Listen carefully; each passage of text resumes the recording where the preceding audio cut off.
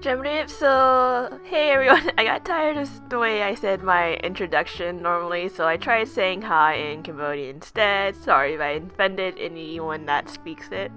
Anyways, here's our recipe for fluff strawberry cream rolls.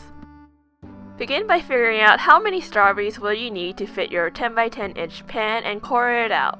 I'm using a very dull plastic knife from the dollar store.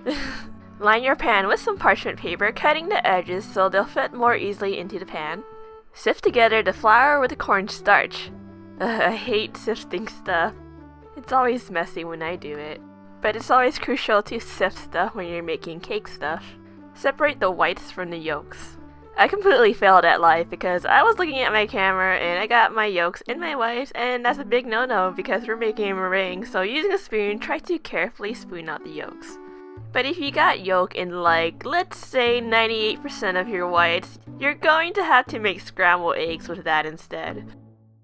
This is the easier half. We just take the yolks and beat half of the sugar into it and whisking it until it becomes pale yellow. This is how it should look like.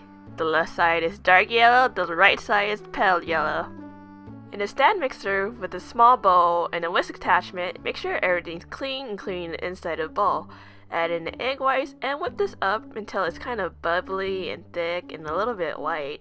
Begin sprinkling the other half of the sugar from earlier, but pretend you're a little fairy that goes around sprinkling sugar into mixer bowls. I felt like my meringue wasn't that strong because of that yolk incident earlier I had, so I had to bust out my cream of tartar, and this straightens the meringue to make it more fluff. It's not really required to use the cream of tartar. It's okay if you don't have any. And making this meringue will take up to maybe 6 to 8 minutes, and we want it stiff and white and glossy. Using a spatula, take 1/3 of the magical meringue cloud and add it into your neglected mixed egg yolks, folding it together, and just continue adding this 1/3 at a time, so a total of 3 times.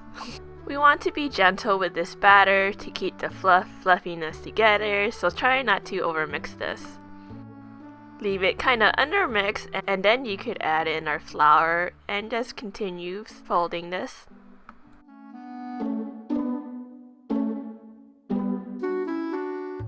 Pour the batter into the prepared pans, because you guys totally listened to me when I mentioned at the very beginning to do that earlier, right? And smooth this out evenly with the spatula, tap it 3 times onto the table. Bake this in the preheated oven of 350 degrees Fahrenheit.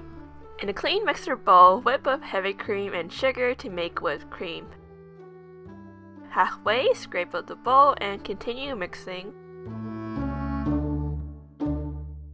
Add in vanilla and mix until stiff. If you got super overpriced strawberries while they weren't in season, but your grocery store still asks you to pay in blood, you may have to add some sugar onto your strawberries to sweeten it, or else it'll taste like poop. Just lift up the cake and flip it over like a ninja, and begin gently peeling off the back of the parchment paper onto a cutting board or another parchment paper. I ran out of parchment paper, so I couldn't be picky.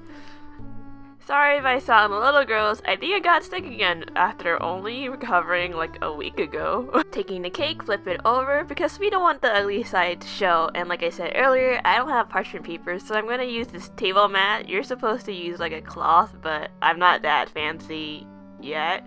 My cloth at home aren't meant for the eyes of YouTube. Add the whipped cream onto the cake, leaving an inch from both sides, across, up and down, and around half an inch onto the sides. And if you overdo it, you might just regret it for the rest of your life and you won't be able to sleep at night, or maybe that's just me.